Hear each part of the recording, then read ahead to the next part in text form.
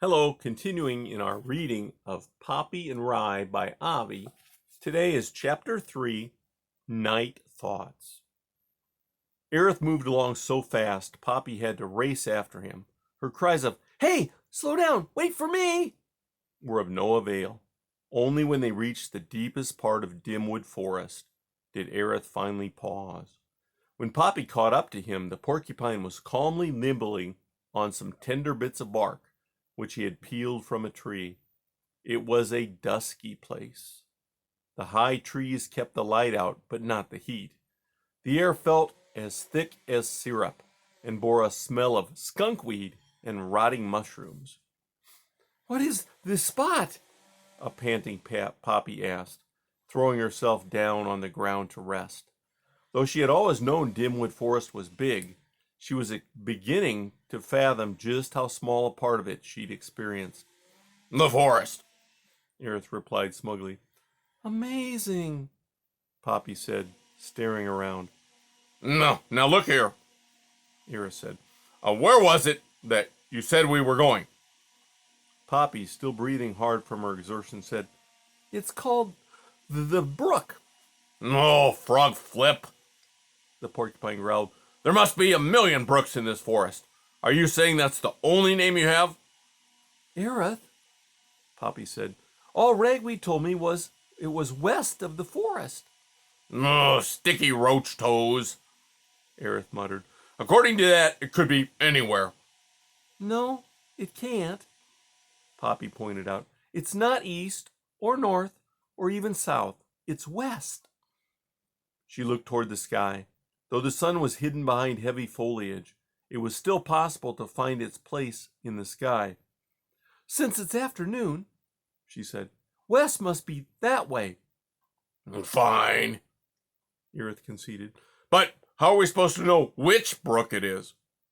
"Aerith, we don't need to have all the answers, do we? Can't we just keep moving? We've got all the time we need."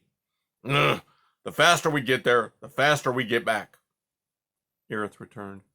Poppy got up and started off, this time taking the lead. Aerith, muttering "Ragweed" under his breath, followed.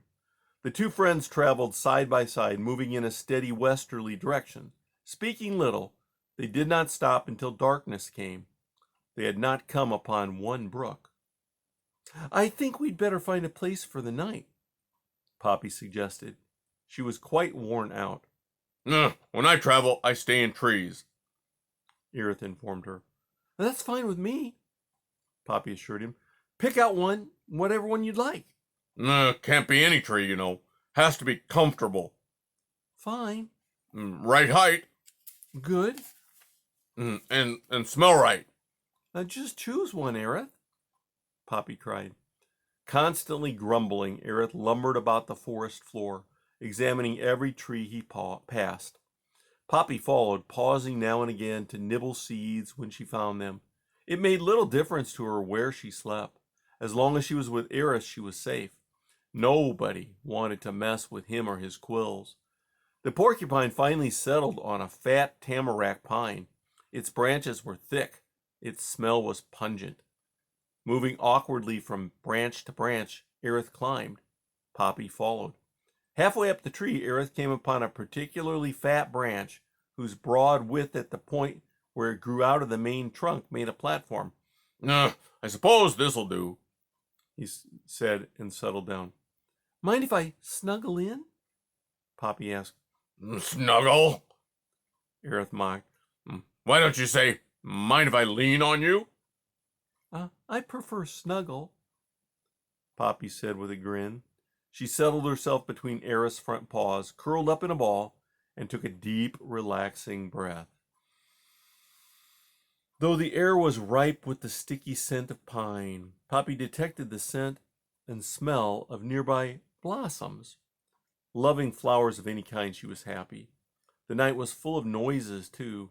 She heard the soft, padding steps of animals, the slithering of snakes, the piping of frogs, the chirping of crickets. Now and again leaves rustled in the breeze. The night is dancing, she thought. The stars seemed so distant. How far? Poppy wondered. would she have to travel to reach one of them? Letting slip a murmur of contentment, she nestled closer to Aerith. She was perfectly aware he was not the easiest of companions, but she loved him for the good, blunt friend he was. Besides, whether he meant it or not, he kept her mind off the sad part of the journey, the meeting with Ragweed's parents. So far, the trip was exactly what she had wanted. She could already sense her grief easing. She was convinced that once she saw Ragweed's parents and delivered her doleful news and his earring, she would be able to return home and get on with her life. The thought soothed her. She began to drift off to sleep. Aerith broke the silence. Poppy, he growled. When you tell Ragweed's parents what happened to him, I won't be around. Oh, why? Poppy said with a yawn. Oh, because it's just family fribble. That's why. I hate all that garbage. Aerith, you can do what you want. I do, Aerith said. Always. Fine. Poppy yawned again and closed her eyes. Then Aerith said, It's all those stupid feelings. Porcupines get along without that bunk. Not one feeling? For salt, maybe. When Poppy made no response, Aerith added, It's better that way. How come? Oh, chipmunk cheese, it just is. Poppy was too tired to debate. Instead, she pondered what she might say to Ragweed's parents, wondering if they would blame her for his death.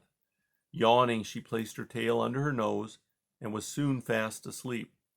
Aerith stared into the dark. This is dumb, he said to himself.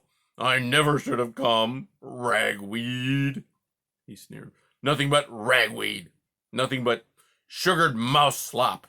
Phooey! And that's the end of chapter 3.